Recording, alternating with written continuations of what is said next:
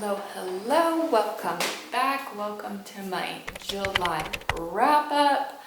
It wasn't the craziest reading month, but I did read 6 books and have 1 DNF. And if you didn't watch my July TBR video, I actually used a TBR jar where I wrote all the books that I own and then tried to kind of slim down my TBR list, which isn't that long for physical books that I own, so it was kind of nice to finally delve into some books that were gathering dust on my shelf. So without further ado, let's dive into what I read in July. The first one that I have was actually, I think, a carryover from June, and this was Air by Saba Tahir. I do have this from the library, so not a physical copy. I was listening to the audiobook. I actually have a reading vlog going through this book and kind of my thoughts and feelings. I did read the Ember and the Ashes Quartet in June, I believe. I read most of those books. And I think they started with a really low rating and then kind of went up with book 3, which I go on and on and on about it being my favorite one. And then it kind of quickly fell in book 4, where I wasn't as satisfied with the conclusion. I don't think she wrapped up the story very well. It was not my favorite. So I was a bit apprehensive to go into Air, which is a bit of its own series, but you do see some reoccurring characters from the original quartet. So this follows 3 main characters, and what Saba Tahir loves to do, or at least what I've observed from her previous series, is to have multiple point of views. So you follow them throughout each of their journeys, and sometimes their paths interconnect. I think she took very creative liberties here where she was kind of playing around with timelines, and I love that trope. I love when you don't know when things are exactly happening and then you start to piece it together.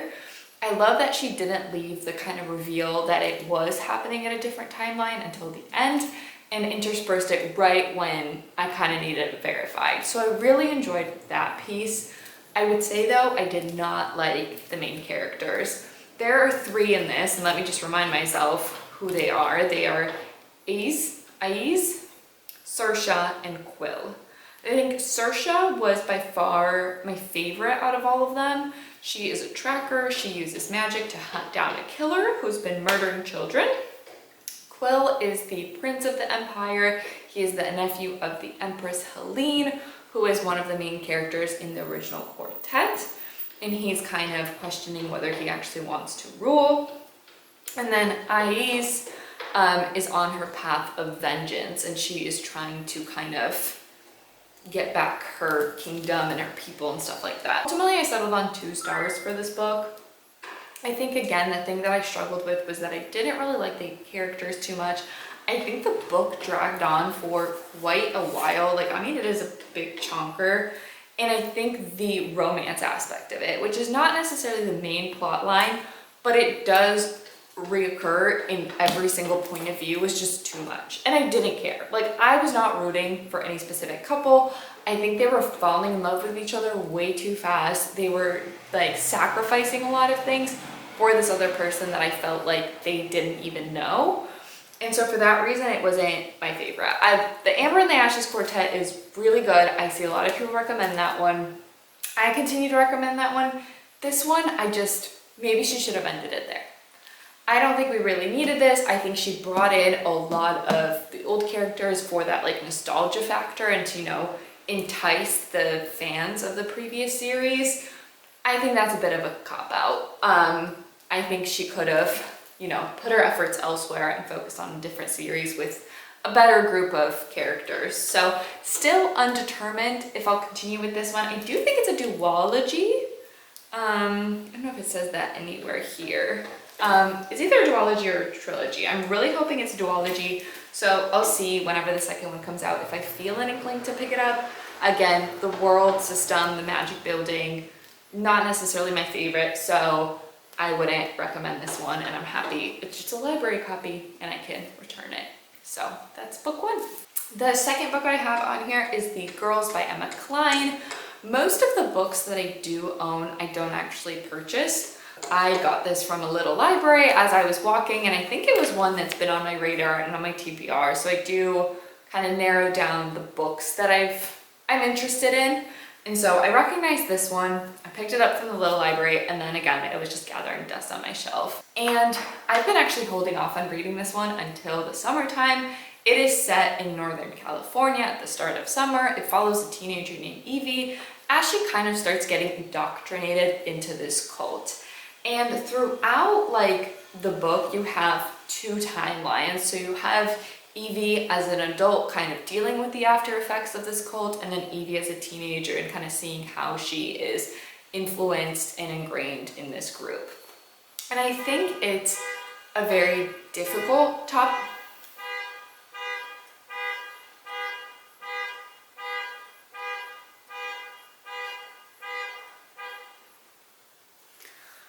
I think it's a very difficult topic to address. It's not very easy to write about, especially in such a young girl's point of view when there's a lot of like sexual things going on, and it can be uncomfortable at times. I think I was more captivated by the storytelling in younger Evie's point of view versus older Evie.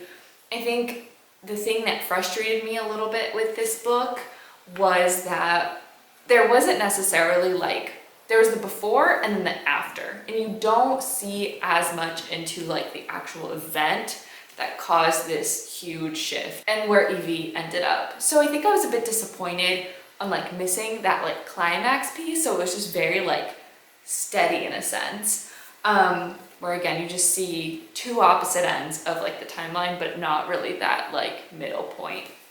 So ultimately I think on this one, I settled on 2.5 stars. So like right in the middle of the road. I think it was interesting. The topic was, again, captivating in a sense. The writing was a little bit difficult to get into. It is very like kind of like flowery and a little bit all over the place. The metaphors can be a little bit too much.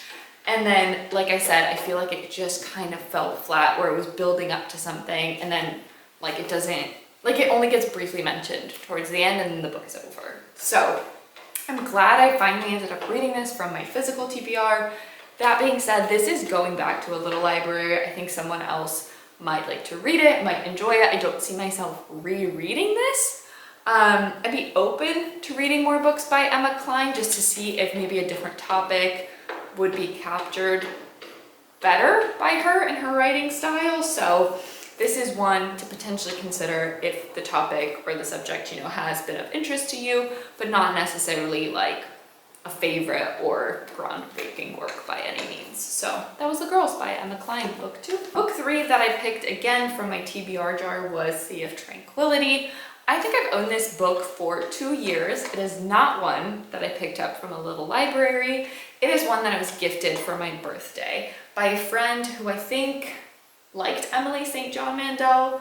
I don't exactly know the background of why she thought to gift me this book. We were in a book club together. She wasn't necessarily a close friend, but it was still very kind of her to show up to my birthday party and come with a gift, which is always appreciated when it's a book, especially. And Sea of Tranquility is the second book I've read by Emily St. John Mandel. I think the first one was actually Station 11, which is mentioned here. I really didn't like it. And I didn't know if it was the kind of genre that Emily St. John Mandel writes, where it's science fiction. There's like very drastic events going on, but it's so subdued and kind of written in like a nonchalant way. And it's so like the book is kind of like flat all throughout and it's not very interesting. Like it just kind of begins and ends. Like there's no heart thumping, there's no excitement that typically comes with a sci-fi, for me at least. So going to Sea of Tranquility, I was curious whether it was just that particular subject matter, if it was truly the author's writing, or what it was that didn't resonate with me. And very quickly, I did not like this. It's the exact same thing, where nothing really happens. You follow a cast of, I think, like 3 or 4 characters, maybe 4 or 5 actually, throughout various moments in time, and you're trying to figure out how they might all tie together. I think she neglects to realize that readers might be able to piece it together a little bit better and don't need everything over-explained, because she like obviously sets up all these chapters from different point of views, different timelines, you can kind of catch on what's going on, but then the second half of the book is like an over explanation of exactly what happened, like detailed again and like over explained. And so I didn't like that because it made me feel like she thought I would be stupid enough not to understand this. I didn't think it was a unique or crazy idea. I think it was just boring, honestly. And another thing is, I was reading some reviews about this after reading it. A lot of people dislike the fact that she inputs herself and kind of glorifies herself in a lot of the books.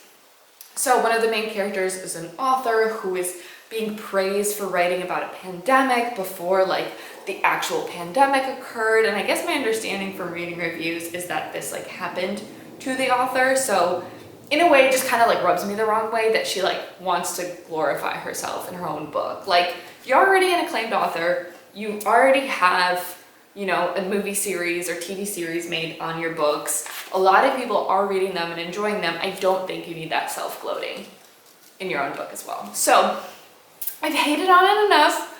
I gave it 1 star and I think that's what it deserves. I don't think I'll be reading anything else by this author. Like, this is just my final straw. I gave her 2 tries. She will not get a 3rd. So this one, although it was a gift and I appreciate it, I think someone will like it a little bit better. So I'm sorry. I'm so sorry, but it'll be re-gifted to a little library and I don't need it on my shelf. So book 3 was Sea of Tranquility. Book 4, on like the same theme of somehow picking blue books out of my TBR jar, was A Curious Beginning, and this is a Veronica Speedwell mystery. I watch Olivia Reads a Latte on YouTube. I love her reading vlogs. I love how long they are. I love how chatty they are. I just love the coziness of it. I will watch them every single week when they come out. It is like my show. Put it on, do all my chores around the house. She absolutely adores this series. What this series is 3 things that I am typically not a fan of. Cozy, historical romance, mystery. Like, those 3 things I would not define myself as being a fan of. I hate cozy mysteries so much. Historical fiction books, like especially historical fiction set in this kind of Bridgerton era vibe, can be overdone and over the top and feel way too modern for the times, which I'm not necessarily a fan of. I just find it boring. Like, sorry, I am not the girl that loves Pride and Prejudice. Sue me, but I don't. So going into this, I was a little bit apprehensive, but I was like, you know what? I'll give it a try. People rave about this and maybe I'll be wrong. And the premise of this is in 1887, so again, the historical timepiece that I'm not used to, we have an orphaned Veronica Speedwell whose 2 aunts recently pass away. And she uses this as her amazing opportunity to finally go out into the world. She is a, oh my gosh, I don't know what the name of it is, but she like collects butterflies. So she's ready to go out, collect her butterflies all around the world, super excited about it. However, there is an abduction attempt and someone tries to take her, like right after the funeral. Then a German baron comes and kind of saves her and leaves her to the care of his friend who owes him a debt named Stoker, who is a reclusive, bad-tempered natural historian. And once this kind of happens, the German baron that has left her in Stoker's hands gets murdered. So now Stoker, for his friend, is trying to figure out who murdered him. Veronica also has no idea what's going on and is trying to piece everything together and is trying to solve this murder as well. So that's kind of the setup. That's what it says in the back of the book. It's not a spoiler, but that's kind of the setup. And it does move fairly fast enough into that plot of what the synopsis says, which I always appreciate. I feel like pet peeve of mine is when the synopsis is like 95% of the book and then I'm like, why am I reading it? I should have just read the back. So it does get into that setup fairly fast. Veronica as her character is kind of like ahead of her times, quote unquote. She's fairly independent. She's not like other girls. She is pretty like sexually active and she, you know, engages in like affairs and stuff like that, which makes her a promiscuous woman. Stoker, I think, is also this huge adventurer. He doesn't have any judgment towards Veronica, but he's kind of getting used to like her personality, and they don't necessarily mesh well. They're not enemies, but they just kind of like get on each other's nerves and they irritate each other a lot. And so that's kind of the dynamic. And you do have a mystery that unfolds throughout the whole novel that does in a way get concluded, but kind of leaves the door open for more books to come in the series. So I did actually enjoy this quite a bit. I did settle on, I think, let's see, 3.5 stars for this, which, spoiler alert, is probably the highest rating I've given to anything this month. What I know is this is an immense slow burn. I think there are at least like 9 or 10 books, if not more. Like, she's still writing them. And I don't think the two main characters have gotten together. So if you're looking for that kind of like pining, really slow build up, this is fantastic for it. It's set in London, like it is just so atmospheric, and I actually think I'll continue on with the series. I will say I went between reading it physically and the audiobook. I think the audiobook was pretty well done. And so I've got like the second one kind of on my radar if I do need something quick and easy to pick up to kind of get me through a reading mood. So potentially a series that I will continue. I don't yet know if I'll keep this copy or not. We'll see. I'll check out book 2 and 3, and if it's something that I want to collect and keep, I'll eventually get it. But for now, this will stay on the shelf, but potentially go back to the little library, which is where I found it. So yeah, book 4 was A Curious Beginning.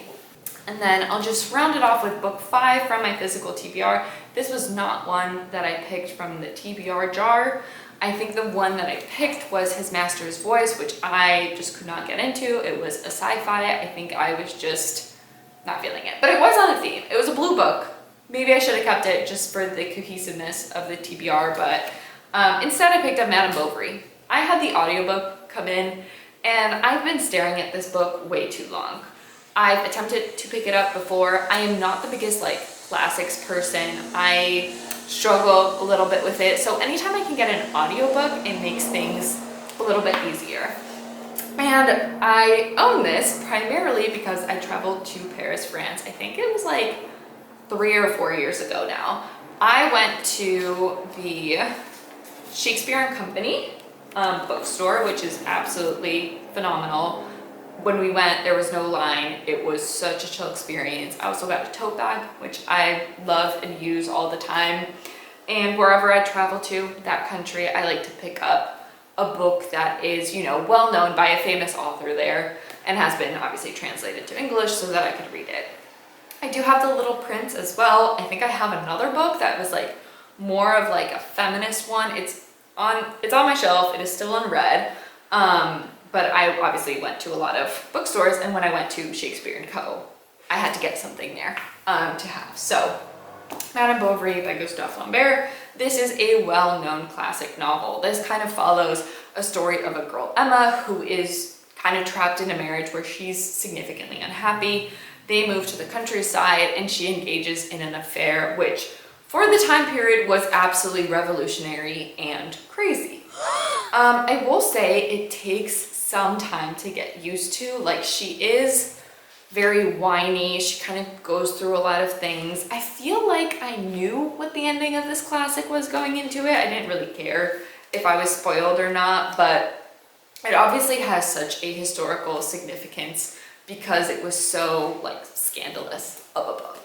So I am glad I read it. I'm definitely going to keep it, again, as a memento from my trip to Paris, and I'm glad that I didn't completely hate this novel. I think I ended up giving it a 3 stars. So again, not too bad, a little better than average. I'd say the writing style was fairly good, again, for a classic. I see why this has held up the test of time.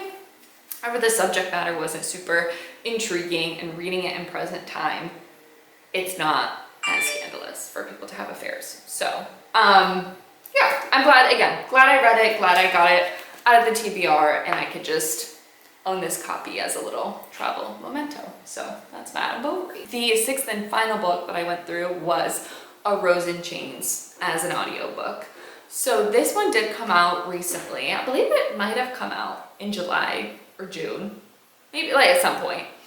And this is basically a fan fiction of Hermione and Draco that has been traditionally published.